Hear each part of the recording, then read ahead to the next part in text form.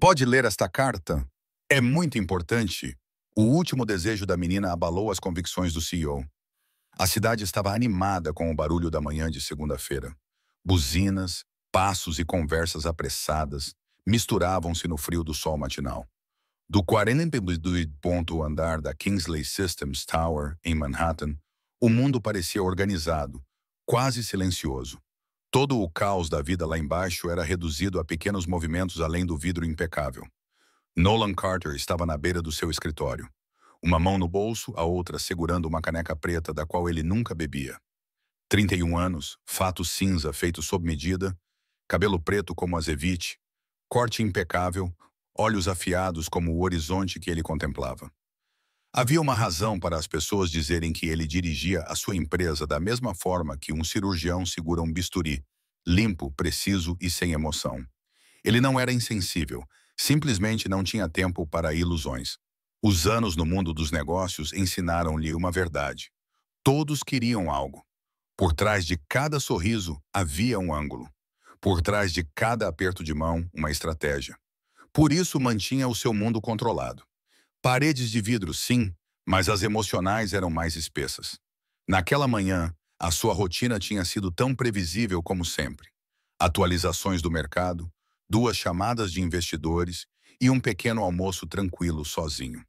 Então, o telefone do seu escritório tocou com uma chamada direta do átrio, algo que quase nunca acontecia. Naquele exato momento, lá embaixo, no átrio de mármore, uma pequena figura atravessou as portas giratórias de vidro. Ela tinha 5 anos. O seu nome era Aubrey. O seu vestido era rosa claro com uma fita na cintura. Ela usava sapatos brancos, um pouco gastos, e carregava um envelope amarrotado apertado contra o peito com as 2 mãos. O seu cabelo castanho escuro, ligeiramente encaracolado nas pontas, balançava a cada passo. Ela parou em frente à reluzente recepção, os olhos arregalados a examinar as imponentes paredes de vidro e metal. A recepcionista, Jenna, levantou os olhos do monitor e piscou, confusa. "Olá, está perdida?" perguntou Jenna gentilmente, inclinando-se sobre o balcão. Aubrey abanou a cabeça. "Não, senhora." A sua voz era baixa, mas firme. Ela deu um passo à frente, ergueu a carta e disse com determinação silenciosa. "Por favor, senhora, pode entregar isto ao homem mais importante deste edifício?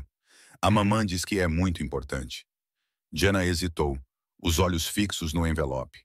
O papel estava amarrotado, quase mole de tanto uso, mas a caligrafia era elegante e decidida. Para o Sr. Nolan Carter, urgente e pessoal. O seu coração deu um salto. "Sabe quem é o Sr. Carter?" perguntou Jenna com cuidado. Aubrey acenou com a cabeça. "É o homem que a mamã me disse para encontrar." A recepcionista já tinha lidado com inúmeros pedidos incomuns nos seus 7 anos ali. Ela já tinha recusado a imprensa, caçadores de fortunas e até mesmo um assessor de senador uma vez. Mas esta criança, de pé com o seu vestido rosa e aqueles olhos grandes e sérios, era diferente. Havia algo no olhar de Aubrey que fez a garganta de Jenna apertar. Não era apenas inocência, mas algo mais profundo. Uma tristeza antiga que não pertencia ao rosto de uma criança. Uma mistura de medo e esperança. O tipo de olhar que fazia esquecer políticas e procedimentos. Jenna olhou à sua volta. Nenhum alerta de segurança. Nenhum adulto à vista. Nenhuma equipa de filmagem escondida. Apenas uma criança, uma carta e algo frágil no ar que parecia que poderia se quebrar se fosse ignorado. Ela pegou o telefone. A linha interna piscava em verde. Ela apertou o botão. Escritório do Sr. Carter. Houve uma breve pausa antes de ela falar. "Claire é a Jenna da recepção. Eu sei que isso é contra o protocolo, mas há uma menina aqui. Ela veio sozinha. Ela tem uma carta para o Sr. Carter. Diz que a mãe dela a enviou." Outra pausa. Então, uma voz tranquila disse. "Está endereçada?" Jenna olhou novamente para o envelope. "Sim, muito claramente. Diz para o Sr. Nolan Carter, urgente e pessoal, mesmo através do telefone." Jenna podia sentir a mudança de temperatura. "Espere aí", disse Claire. "Vou avisá-lo." Momentos depois, no seu escritório no alto, Nolan Carter virou-se do vidro. O mundo lá fora não tinha mudado, mas algo pequeno se movia em direção a ele e por razões que ele não sabia explicar, ele deixou entrar. Claire estava parada dentro do escritório de Nolan, com as mãos cruzadas à frente do corpo e os olhos fixos. Há uma menina na recepção, disse ela baixinho. Nolan não tirou os olhos da tela. A segurança vai cuidar disso. Ela não está a causar problemas, disse Claire, com voz mais insistente. Ela veio sozinha. Ela pediu para falar com o homem mais importante do edifício. Agora Nolan olhou para cima. Ela trouxe uma carta, continuou Claire. É endereçada a si. Urgente e pessoal. As suas sobrancelhas franziram-se. Eu não aceito cartas sem aviso prévio. Você sabe disso, eu sei. Mas Claire hesitou, depois deu um passo à frente. Senhor, se visse os olhos dela, compreenderia. Essa carta pode não ser sobre negócios, mas é o mundo inteiro de alguém. O maxilar de Nolan ficou tenso. Seguiu-se um longo silêncio. Então, com um breve suspiro, ele afastou-se da secretária. Tudo bem, 5 minutos. Lá embaixo, Aubrey esperava em silêncio na beira do banco de mármore perto dos elevadores, o envelope ainda apertado nas mãos. Quando as portas do elevador se abriram e Claire saiu, a rapariga olhou para cima. Ele vai recebê-la agora, disse Claire suavemente. Aubrey acenou com a cabeça, os lábios apertados numa linha fina enquanto se levantava e caminhava ao lado da mulher. A viagem de elevador foi silenciosa. Claire olhou para a rapariga algumas vezes, mas Aubrey manteve os olhos fixos à frente, as pequenas mãos repousando sobre o envelope como se guardassem algo sagrado. Quando chegaram ao escritório de Nolan, Claire abriu a porta e fez sinal para que ela entrasse sozinha. Nolan estava de pé, alto e imóvel atrás da sua enorme secretária. A sala estava silenciosa, cheia da luz da manhã que entrava pelas janelas do chão ao teto. O seu rosto era indecifrável. Aubrey entrou, cada passo pequeno e cuidadoso no chão polido. Parou a alguns metros da secretária dele e olhou para o homem sobre quem todos no edifício sussurravam. Ele a estudou por um momento, o vestido rosa, os olhos castanhos solenes, a carta apertada com tanta força que seus nós dos dedos estavam brancos. Ela a estendeu, com as duas mãos tremendo um pouco. Isto é para você, disse ela suavemente. Da minha mãe. Ele pegou a carta. O olhar de Aubrey caiu no chão. Sua voz ficou ainda mais baixa. Este é o último desejo da minha mãe, disse ela. Se a ler, talvez algo de bom aconteça antes de ela ir para o céu. Nolan pestanejou. A garganta apertou-se sem aviso, mas não disse nada. Olhou para o envelope na sua mão. O papel estava macio e amarrotado devido ao aperto dela. A caligrafia na frente. Algo nele despertou uma lembrança. Sentou-se lentamente e abriu a carta. Dentro havia 2 páginas. A primeira tinha algumas manchas de tinta azul. As linhas estavam escritas em delicados traços cursivos, instáveis, mas elegantes. Algumas palavras tinham sido riscadas e reescritas, como se a autora tivesse lutado para manter a mão firme. Se estás a ler isto, estou a morrer. Tentei manter isto em segredo porque achei que seria mais gentil assim. Mas agora percebo que a verdade é mais importante do que o conforto. Não posso deixar este mundo sem lhe contar a verdade. Aubrey é sua filha. A mão de Nolan parou no meio da página. Ela tem o seu riso. Ela adora girassóis. E às vezes, quando ela está a dormir, vejo a sua expressão exata no rosto dela. Nunca deixei de o amar, Nolan, mas tive de escolher a dor mais silenciosa do silêncio, em vez de adicionar mais caos ao seu mundo. A carta tremia na sua mão. Assinado. Laia Bennett. Por um momento, Nolan não conseguiu respirar. Ia. Um nome que não saía dos seus lábios há 6 anos.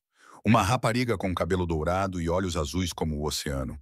Uma mulher que outrora teve o seu coração nas mãos e depois desapareceu sem se despedir. O seu primeiro amor. Ele olhou para cima lentamente.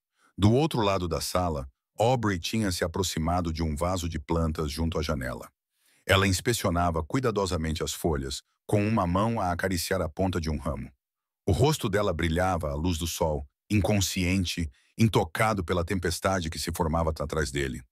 Nolan olhou para ela, atordoado. O coração bateu forte no peito, como se acordasse de um coma de 6 anos.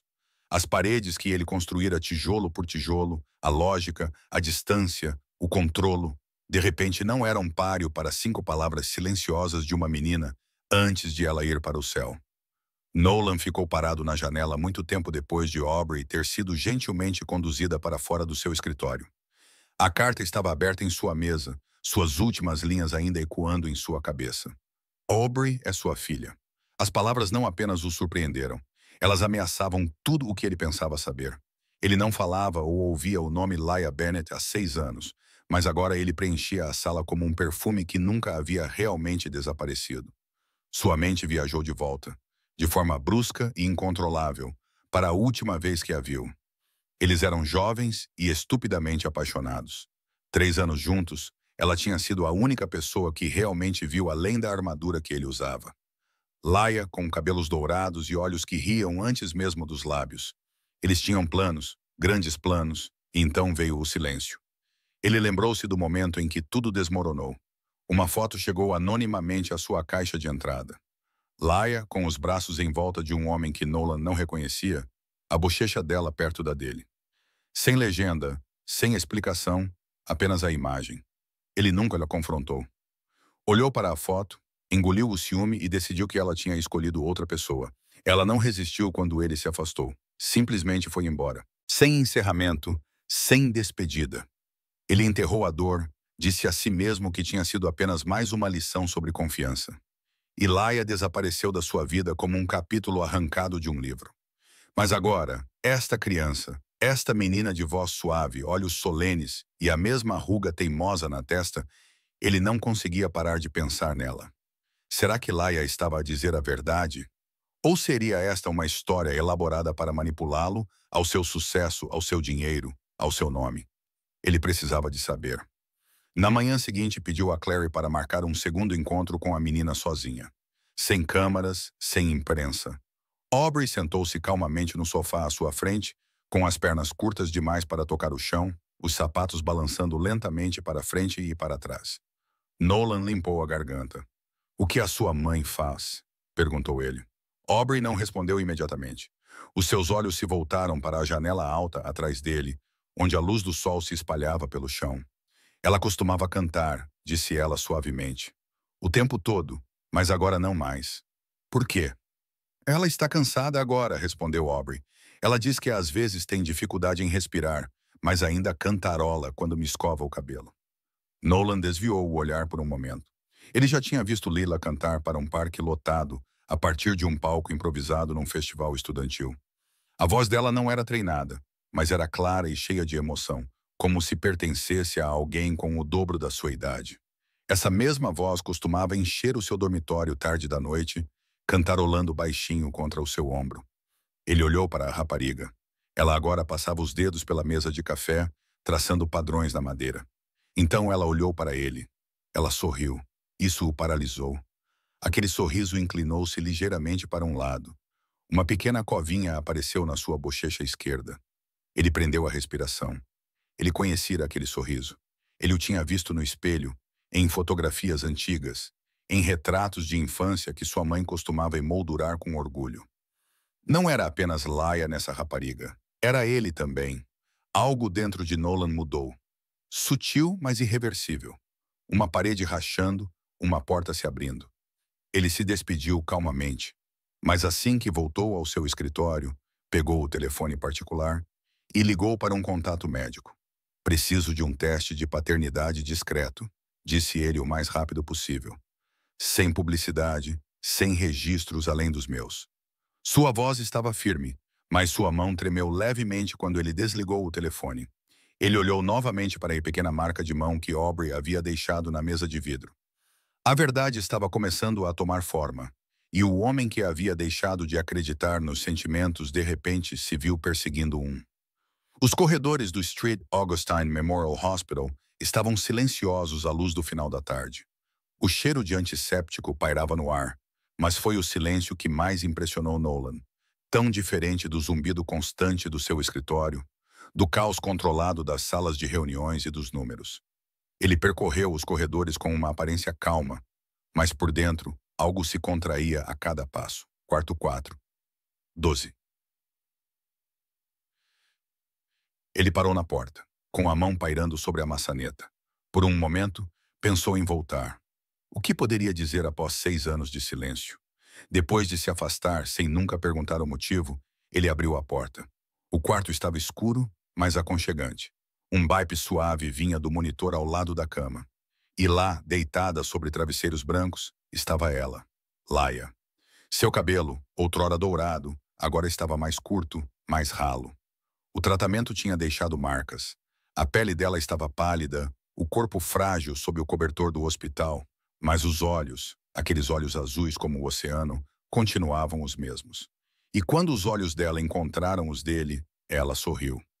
Era o mesmo sorriso gentil e compreensivo que ele tinha visto milhares de vezes nas suas memórias.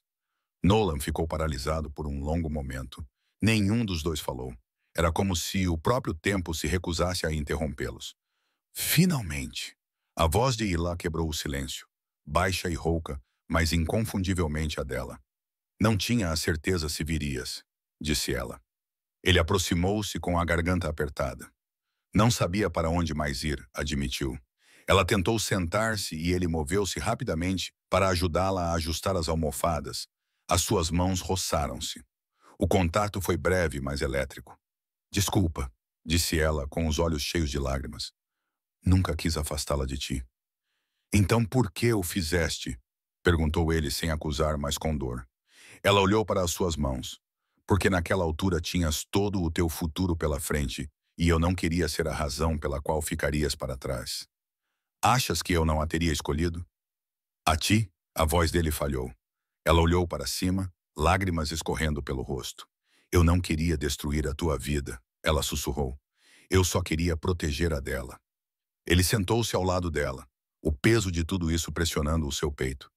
Eu nem sabia que queria ser pai, ele disse suavemente. Até que a vi, e agora não consigo parar de pensar nela. Ela é tudo o que tenho, disse Laia. E agora ela tem a oportunidade de te conhecer. Eu só não queria que ela te perdesse também. Houve uma longa pausa. Então, pela primeira vez em anos, Nolan baixou completamente a guarda. Os ombros dele tremeram. A mão dele procurou a dela. E quando os dedos dele se entrelaçaram, ele baixou a cabeça e chorou. As lágrimas vieram silenciosamente no início. Depois, uma dor mais profunda e pesada pelos anos perdidos, pelo tempo que não podiam recuperar, por todas as coisas que nunca foram ditas. Laia não falou. Simplesmente segurou a mão dele e viu-o desmoronar-se, porque ela já tinha amado a versão mais forte dele. Mas esta versão quebrada era real. Quando ele finalmente olhou para cima, os seus olhos estavam vermelhos, mais claros. Quanto tempo? Ele perguntou. Ela não respondeu. Não precisava. Vou lutar por vocês, ele disse. Por vocês dois. Não estão mais sozinhos nisso. Ela estendeu a mão e tocou sua bochecha, seus dedos frios, mas gentis. Nunca deixei de amar você, Nolan, ela disse. Seus lábios se abriram, mas nenhuma palavra saiu. Então ele inclinou-se e encostou a testa na dela, e ficaram assim, imóveis e em silêncio, juntos da única maneira que podiam estar. Naquela noite, Nolan fez 3 telefonemas. Um para o seu médico particular, outro para o diretor de oncologia de um importante instituto médico e outro para Claire, instruindo-a a cancelar a sua agenda por tempo indeterminado. Ele tomava decisões todos os dias da sua vida. Decisões implacáveis e de alto risco que valiam milhões. Mas desta vez era diferente. Desta vez, ele estava a decidir que tipo de homem realmente queria ser. Vanessa Blake não era o tipo de mulher que deixava as coisas passarem despercebidas. Ela construíra toda a sua carreira com base no controlo, nas narrativas de marca, nas manchetes, na percepção. Como diretora de relações públicas da Kingsley Systems e namorada de Nolan Carter há quase 2 anos, ela cuidava da imagem pública e da vida pessoal dele com meticuloso cuidado. Então, quando Nolan começou a mudar, a cancelar reuniões, a se afastar dos compromissos com a imprensa, a evitar as chamadas dela, ela percebeu. No início, ela atribuiu isso ao estresse. Mas quando ele começou a desaparecer durante o dia sem explicação, e quando Claire parou de dar respostas que fizessem sentido, os instintos dela entraram em ação. Ela começou a fazer perguntas. Algumas investigações discretas foram suficientes. Nolan tinha ido ao hospital mais de uma vez. Ele tinha solicitado pessoalmente transferências médicas, assinado grandes pagamentos privados e sido visto a sair de um centro de tratamento de cancro 3 vezes numa semana. Vanessa fez o que sempre fazia quando começava a perder o controlo. Ela tomou o assunto nas próprias mãos. Uma chamada para um antigo contacto nos registros de pacientes. Uma assinatura falsificada. Um relatório fabricado. Em 48 horas, ela tinha o que queria. O nome de Laia Bennett, um diagnóstico e espaço suficiente para criar uma narrativa. Ela vazou uma história anonimamente para 2 sites de fofocas online. Rumores de que uma ex-namorada terminalmente doente de Nolan Carter havia reaparecido de repente, alegando ter um filho dele. As manchetes eram cruéis, com frases como caçadora de fortunas, manipulação emocional e o último golpe de uma mulher moribunda. E então ela esperou. Mas Nolan não entrou em pânico. Não lhe ligou para pedir conselhos. Nem sequer mencionou o assunto. Em vez disso, Vanessa entrou no escritório dele uma noite e encontrou-o sentado em silêncio atrás da secretária, com uma fotografia impressa na mão. A fotografia que ela tinha enviado 6 anos antes, a que mudou tudo. Era Lila a rir, a abraçar uma amiga para se despedir após um recital de estudantes. Uma amiga que se assumiu gay anos mais tarde, um momento tão inocente, tão mal interpretado, e Vanessa tinha o transformado numa arma. Nolan olhou para ela, com os olhos mais perspicazes do que ela alguma vez tinha visto. "Por que fizeste isso?" perguntou ele. Ela pestanejou. "Fiz o quê?" Ele ergueu a fotografia. "Tu enviaste isto. Sabias o que isso me causaria."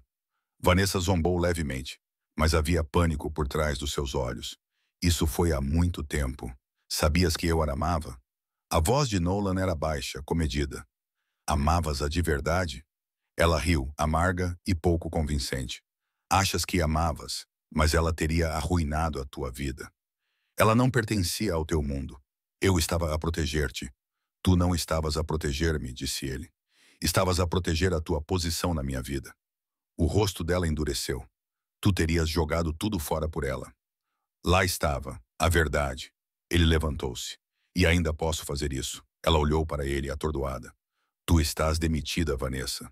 "Nolan, estás demitido", disse ele, com efeito imediato. "Tu não podes. Eu já demiti." A voz de Vanessa falhou. "Você vai se arrepender disso." Mas Nolan não respondeu. Ele simplesmente virou as costas. As consequências foram rápidas. Os documentos vazados foram rastreados até um endereço IP ligado ao apartamento de Vanessa. Uma investigação interna confirmou tudo. Os meios de comunicação pegaram a história e, pela primeira vez, Nolan Carter se tornou o centro de um escândalo. Mas dessa vez, ele não se escondeu atrás de uma equipe de advogados ou assessores de imprensa. Ele deu uma breve entrevista coletiva, falou diretamente, com calma. Ele confirmou a condição de Laia, reconheceu a criança, recusou-se a comentar mais sobre assuntos pessoais e deixou uma coisa clara: "Não vou pedir desculpas por fazer a coisa certa tarde demais." A simpatia do público mudou quase instantaneamente. O homem que antes era rotulado como sem emoção, agora era visto de outra forma. Humano, honesto, redimível. Nos bastidores, o mundo de Nolan havia se desmoronado. Mas, dos fragmentos, algo mais forte estava começando a surgir. A transferência aconteceu discretamente, sem comunicados à imprensa ou declarações públicas. Nolan fez os preparativos numa única noite, entrando em contato com um dos centros oncológicos mais avançados do país. Laia foi transferida para uma suíte privada. Seu novo quarto era mais claro, mais silencioso, com grandes janelas que deixavam o sol entrar todas as manhãs. Ele cobriu todas as despesas pessoalmente: médicos, tratamento, transporte, tudo. Não havia amarras nem condições. Quando Laia tentou falar sobre isso, Nolan apenas disse: "Eu deveria ter feito isso há muito tempo. Deixe-me fazer isso agora." Aubrey vinha visitá-la todas as tardes depois da pré-escola. A sua pequena mochila estava sempre cheia de lápis de cor e papel cartão. Na sala de espera do lado de fora do quarto de Laia, ela sentava-se de pernas cruzadas no chão, com a língua ligeiramente para fora, enquanto pintava a sua mais recente obra-prima. Um dia, uma enfermeira se abaixou ao lado dela e perguntou o que ela estava a desenhar. "É a mamã na cama do hospital?" explicou Aubrey, apontando para uma figura com cabelo amarelo e um grande coração vermelho sobre o peito. "E esta sou eu com ela." A enfermeira sorriu. "E quem é este?" Aubrey sorriu. Ela tinha desenhado um homem alto com um fato cinzento e uma capa azul. É o papá, disse ela. Ele está a cuidar da mamã agora. Ele é como um super-herói, mas com um fato. A enfermeira pestanejou rapidamente e sorriu novamente, embora sentisse um nó na garganta. De volta ao seu escritório, longe das câmaras e dos acionistas, Nolan estava a fazer outra coisa, algo que ninguém lhe tinha pedido. Através de uma equipa jurídica privada e de um consultor filantrópico, ele criou uma iniciativa discreta, a Fundação Final Wish, sem imprensa, sem marca, apenas uma ação discreta e poderosa. A única missão da fundação era realizar os últimos desejos de mães solteiras com doenças terminais. Cartas entregues, últimas férias tiradas, reuniões organizadas, segredos perdoados, dignidade, paz, encerramento. O nome foi inspirado nas palavras de uma criança. Uma única carta mudou a sua vida. Ele queria dar esse presente a outras pessoas. Então, numa manhã cinzenta, os resultados dos exames chegaram. O envelope era fino, clínico. Ficou na sua secretária por quase meia hora antes de ele o abrir. O seu polegar hesitou no selo. Ele não sabia do que tinha mais medo. Que os resultados dissessem que Aubrey não era sua filha ou que confirmassem que ela era. O papel dentro dizia apenas o que a ciência podia dizer. Probabilidade de paternidade, 99%. Ela era sua filha. Agora não havia dúvidas. Nenhuma pergunta ficou sem resposta. Ele dirigiu-se imediatamente ao hospital. Aubrey estava novamente na sala da família, deitada de barriga para baixo, a colorir um novo desenho. Laia estava a dormir no andar de cima. Nolan ajoelhou-se ao lado dela sem dizer uma palavra. Ela olhou para ele, curiosa. "Estás bem?" Em vez de responder, ele ergueu os resultados do teste com uma mão e abriu o outro braço. Aubrey hesitou por um segundo. Então, ela levantou-se, caminhou para o seu abraço e envolveu os braços firmemente em torno do pescoço dele. Ele fechou os olhos. O papel escorregou dos seus dedos e caiu no chão. Agora ilegível, irrelevante. Ele abraçou-a por um longo tempo. Lá fora, as nuvens da manhã se dissiparam. A luz do sol entrava pela janela alta, incidindo suavemente sobre o cabelo castanho de Aubrey, captando reflexos dourados que antes não eram visíveis. Brilhava como uma auréola ao redor dela. Naquele momento, Nolan não se sentia como um CEO, um bilionário ou um homem tentando corrigir o passado. Sentia-se como um pai e, pela primeira vez em anos, não queria estar em nenhum outro lugar. Os primeiros sinais de esperança surgiram silenciosamente. A cor de Laia começou a voltar. A sua energia regressou em pequenas ondas, um apetite, um riso, a força para se sentar sozinha. O novo tratamento não era um milagre, mas estava a funcionar. Os médicos estavam cautelosamente otimistas e, pela primeira vez em anos, ela também. Mudaram-na para um alojamento temporário perto do hospital e Nolan insistiu em ficar por perto. Começou com visitas, depois jantares tardios. Eventualmente, ele simplesmente parou de sair. As manhãs tornaram-se um ritmo. Nolan ficava em frente ao fogão na pequena cozinha ensolarada, servindo café em 2 canecas. Ele usava uma camiseta velha da faculdade e calças de pijama, uma imagem que ninguém no seu mundo corporativo acreditaria. Atrás dele, Laia estava sentada no balcão da cozinha, enrolada num roupão, com o cabelo a começar a crescer novamente em mechas douradas e macias. Na mesa da cozinha, Aubrey estava debruçada sobre um livro de colorir, com a língua para fora, concentrada. "Mamãe", disse ela sem levantar os olhos, "podemos ficar com o papai?" Laia riu, um riso verdadeiro, e Nolan quase deixou cair a cafeteira. Ele se virou, fingindo seriedade. "Bem, isso depende. Eu ressono. Bebo café a mais e não sei fazer tranças no cabelo." Aubrey lançou-lhe um olhar malicioso. "Não faz mal. Podes aprender." Mais tarde, naquela tarde, foram ao parque.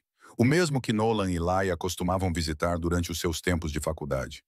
Não tinha mudado muito. O mesmo caminho sinuoso à beira do lago, o mesmo banco desgastado sob o salgueiro. Levaram um cobertor, sanduíches e uma pipa. Aubrey insistiu em empinar a pipa, mesmo que quase não houvesse vento. Ela correu em círculos, rindo, enquanto os pais observavam do banco. "Eu tinha esquecido como era isso", disse Laia baixinho, com a mão apoiada na de Nolan. "O quê?" perguntou ele. Ela olhou para ele. "Paz, plenitude." Ele enfiou a mão no bolso do casaco. "Eu não." Ela pestanejou quando ele se ajoelhou à sua frente. Não houve nenhum discurso grandioso, nenhuma multidão, apenas eles no lugar onde tudo começou. Ele abriu uma pequena caixa de veludo. Dentro havia um anel delicado, de prata, com uma pedra simples. Gravadas por baixo estavam palavras que brilhavam quando atingidas pelo sol. O último desejo que nos trouxe para casa. Ila prendeu a respiração. Não posso prometer perfeição, disse Nolan suavemente. Mas posso prometer todos os dias e todas as noites para vocês dois. Lágrimas brotaram nos seus olhos. Ela acenou com a cabeça. Sim, 1000 vezes sim. Do outro lado do gramado, Aubrey gritou. Mamãe, papai, olhem! A pipa está a voar. O vento finalmente tinha aumentado. A pequena pipa rosa dançava acima das árvores. Laia riu entre lágrimas. Nolan puxou-a para os seus braços. Pela primeira vez em muito tempo, sentiram-se como uma família. Não perfeita, mas exatamente onde deveriam estar. O sol banhava a relva com um tom dourado enquanto balões balançavam suavemente com a brisa, amarrados a mesas de piquenique e cadeiras listradas. Era uma tarde de primavera perfeita no parque, daquelas que cheiravam a flores desabrochando e pareciam um novo começo. Hoje era o 6º aniversário de Aubrey. Ela usava um vestido rosa que rodopiava quando ela girava, da mesma cor da cobertura dos seus cupcakes. O seu cabelo castanho escuro estava preso em 2 tranças soltas, com fitas esvoaçando atrás dela enquanto dançava descalça pela relva. Risos ecoavam ao seu redor. Crianças brincavam de apanhada, perseguiam bolhas de sabão e gritavam de alegria quando um mágico tirava coelhos da cartola. Música tocava suavemente em um alto-falante próximo e uma faixa com os dizeres Feliz Aniversário, Aubrey, flutuava acima das mesas. Não muito longe, sob uma copa de árvores, Nolan e Laia estavam lado a lado de mãos dadas, observando as suas filhas girar em círculos. Nolan não usava fato hoje, apenas jeans, uma camisa azul clara e um sorriso tranquilo que não parecia forçado ou cauteloso. Agora ele pertencia a ele, a essa vida, a esse momento. Laia, radiante em um vestido branco e um chapéu de palha, encostou-se gentilmente no ombro dele. Seu cabelo dourado, agora crescendo em ondas suaves, refletia a luz do sol. Ela parecia mais saudável, mais forte. A esperança se agarrava a ela da mesma forma que a doença antes. Sabe, disse ela, observando Aubrey pular em direção à mesa do bolo. Perdemos 5 aniversários. Nunca mais perderemos outro, disse Nolan, puxando-a para mais perto. Ela olhou para ele. Promete? Ele beijou sua testa. Com tudo o que tenho. Quando a festa atingiu o seu auge, Nolan colocou Aubrey nos ombros para que ela pudesse ver por cima da multidão. As suas pequenas mãos agarravam os balões que ele acabara de desembaraçar para ela, e o seu riso soava como um sino. O melhor aniversário de sempre, gritou ela para o céu.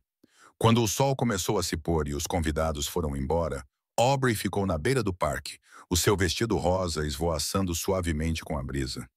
O céu ficou laranja suave atrás dela. Naquela noite de volta à casa, ela ficou na janela do quarto, olhando para as estrelas. A casa estava silenciosa. O chapéu de festa ainda estava na cômoda. Uma coroa de papel que Nolan tinha feito para ela com embalagens de cupcakes estava encostada na mesinha de cabeceira. Ela pressionou a testa contra o vidro, ouvindo o zumbido suave da cidade abaixo, e sussurrou para a noite. A mamã disse que o meu último desejo se realizou. Ela fez uma pausa, sorrindo suavemente. Mas acho que esse sempre foi o desejo dela. Ela olhou por cima do ombro para a luz fraca que vinha do corredor, onde os seus pais riam baixinho na cozinha. E o papá, disse ela, baixando a voz para um sussurro. Bem, as barreiras dele desapareceram. Ele deixa a luz entrar, e é aí que mora o amor. Ela desligou o candeeiro, rastejou para a cama e enrolou-se debaixo dos cobertores, ainda com um sorriso nos lábios. Lá fora, a lua surgiu sobre a cidade, lançando o seu brilho sobre uma casa que antes estava silenciosa. Agora, estava cheia de vida e luz. Se esta história tocou o seu coração da mesma forma que tocou o nosso, convidamo-lo a reservar um momento de silêncio para refletir sobre o poder do amor, do perdão e das segundas oportunidades. Às vezes, é preciso a inocência de uma criança e a coragem de um último desejo para derrubar as barreiras que construímos à nossa volta. Se acredita em histórias que curam, que nos lembram do que realmente importa, família, esperança e voltar para casa, então está no lugar certo. Não se esqueça de clicar no botão de hype para mostrar o seu apoio a esta história. E se gostaria de ver mais histórias comoventes como esta, inscreva-se no Soul Stirring Stories e junte-se a uma comunidade crescente que acredita na beleza das histórias que tocam o coração. Obrigado por assistir e até a próxima. Continue a deixar a luz entrar.